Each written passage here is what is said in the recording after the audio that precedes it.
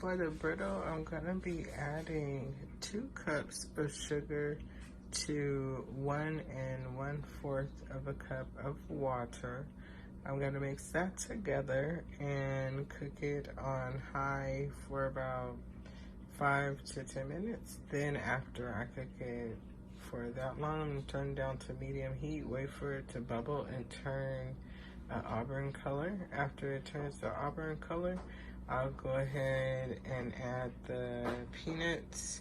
And to this one, I added almonds, so I'm gonna see how that works out. I put a little chili pepper, and I also put some extra salt, so it would have that nice salt. Also, remember to grease the sides of your pan so that the sugar won't stick to the sides. And then I'll go ahead and lay it on the cookie sheet while it's hot. And that's how I'll be able to make the brittle and break the brittle. And I will show you that too. While I'm waiting on the brittle to get hot, I'm gonna go ahead and read a few chapters from this new book that I checked out. And it's Elfie, A Wicked Childhood by Gregory Maguire. I'm gonna see what's in this book. So I'll go ahead and read a few chapters of that too.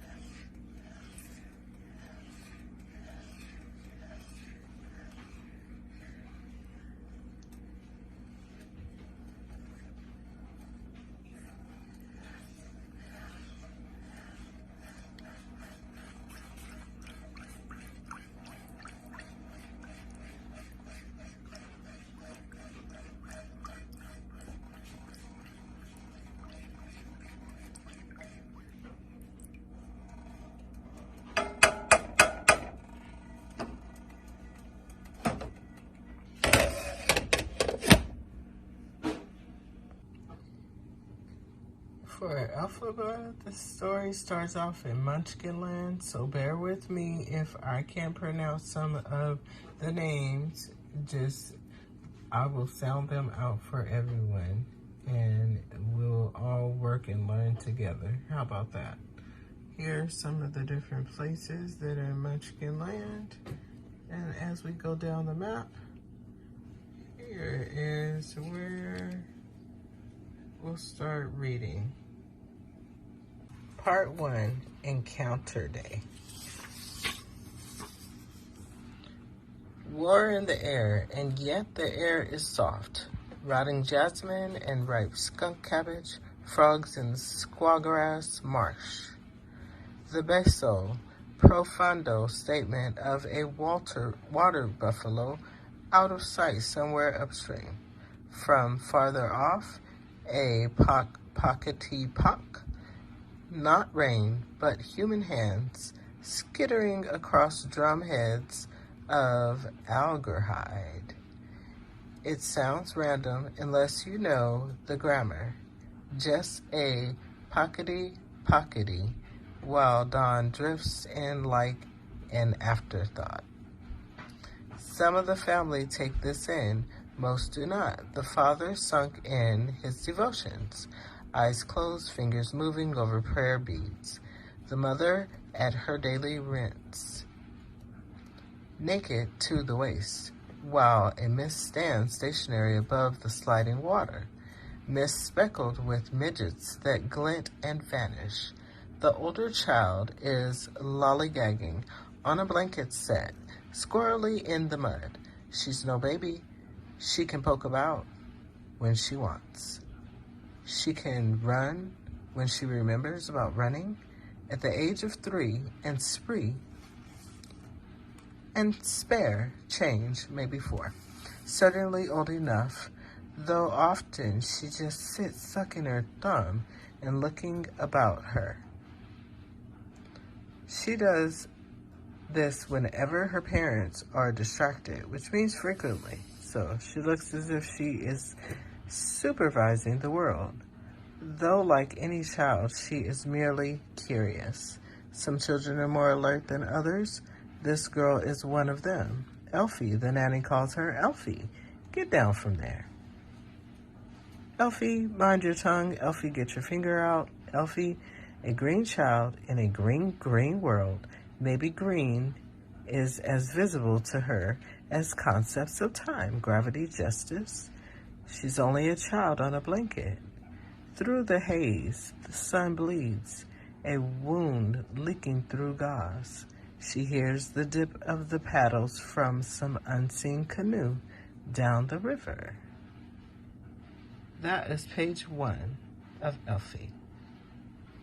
I just checked the Brittle. It's fine. The sugar still has not gotten to that boiling point, so it's fine. Let's go ahead and continue reading Elfie. This book is good. Two bugs meet on the satin edges of her cotton playground, but as they're of different congregations, they pass by without acknowledgement. One is the color of a new split bamboo, and the other wealthy black. The mother, the father, the child, and nanny, also the team of bearers and guides.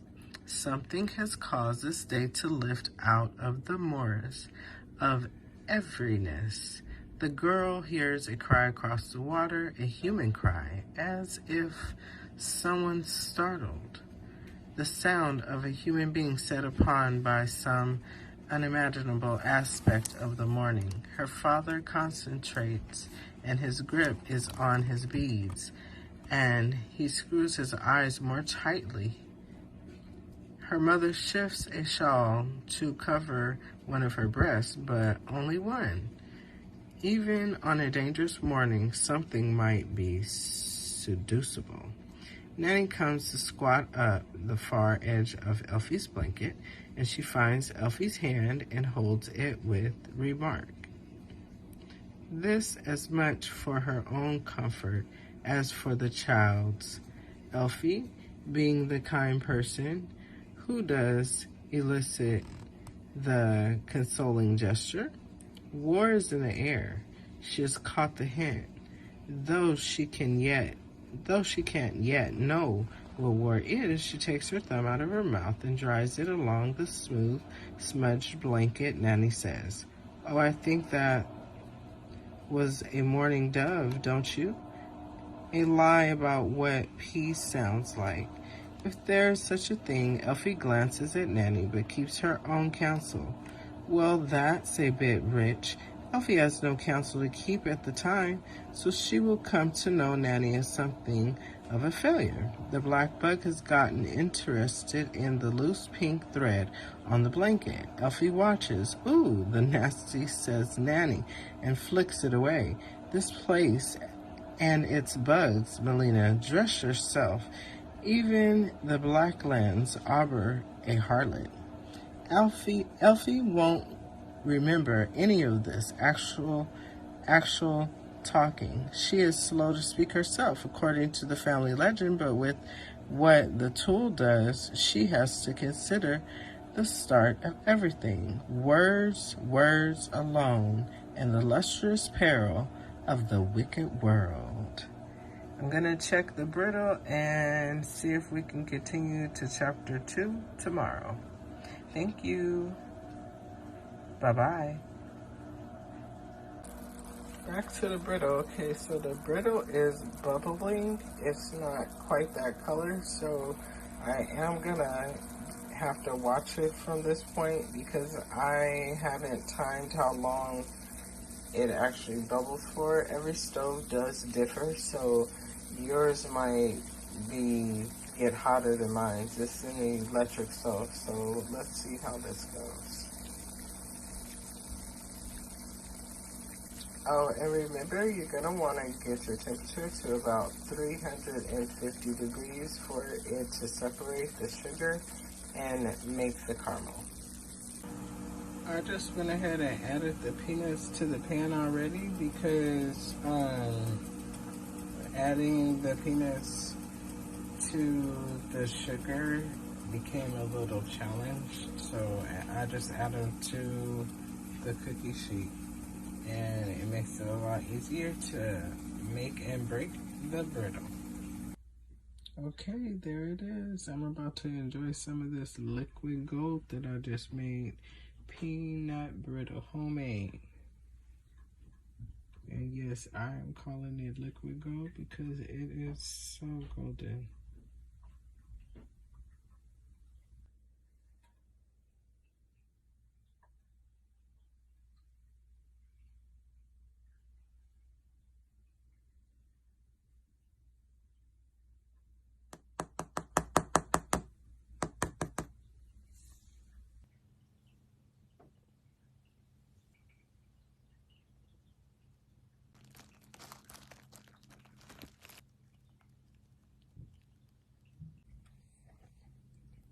And here is my brittle, and I call this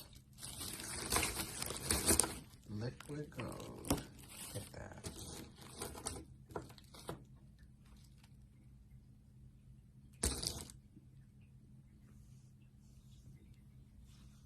Three containers of peanut brittle, and I am ready to take orders.